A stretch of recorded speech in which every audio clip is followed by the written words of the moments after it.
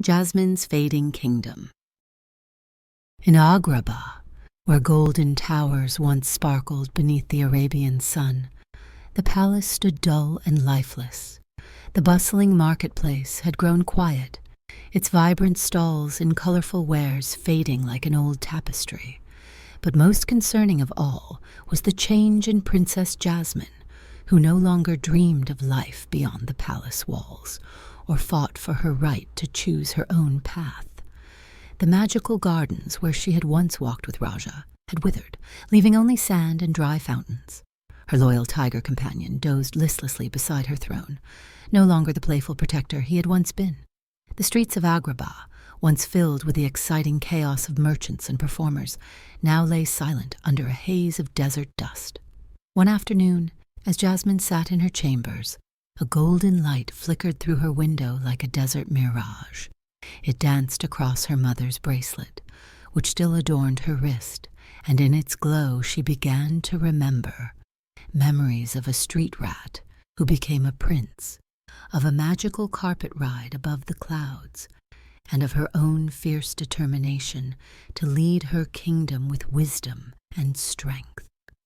The light led her to a forgotten chamber deep within the palace walls. There, she discovered an ancient mirror that showed not her reflection, but images of Agrabah as it should be, alive with magic and possibility. In the mirror's surface, she saw Aladdin leaping across rooftops, the genie bringing joy and wonder to the streets, and herself standing proud as a leader who had chosen her own destiny.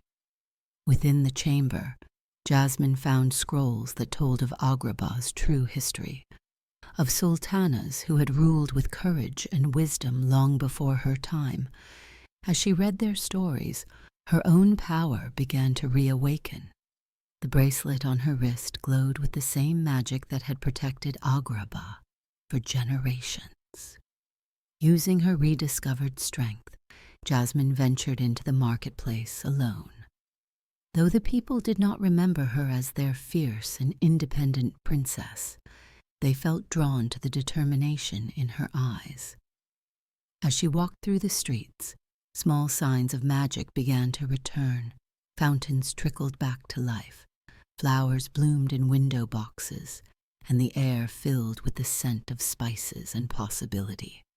At the heart of the marketplace, Jasmine found a tattered carpet, forgotten and dusty, but as she approached, it trembled with recognition.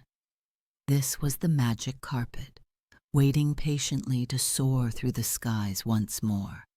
As she touched its tassels, it sprang to life, wrapping around her like an old friend.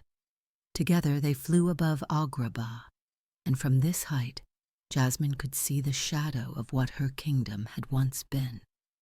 Like a painting waiting to be restored, she knew she needed to remind her people of their own magic, the spirit of adventure and possibility that had always made Agrabah special. As if answering her thoughts, a familiar figure caught her eye. Aladdin, still living on the streets, but now without the spark of mischief and dreams that had made him who he was. The sight of him stirred something in Jasmine's heart, and she knew that restoring their story meant restoring his faith in magic as well. With the magic carpet's help, Jasmine began to revive Agrabah's spirit. She brought water back to the dried fountains, restored color to the faded marketplace, and most importantly, rekindled the hope in her people's hearts. As the kingdom awakened, so did its magic. The genie's lamp revealed itself, glowing with renewed power, and the cave of wonders emerged once more from the desert sands. But just as Agrabah was returning to its former glory, Jasmine spotted a shadowy figure slipping through the palace corridors, the same presence that had tried to erase their story.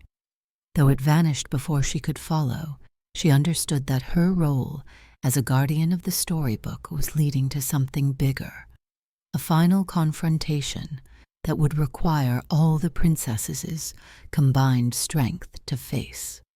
Subscribe now and step into a new story where fairy tales come with a twist.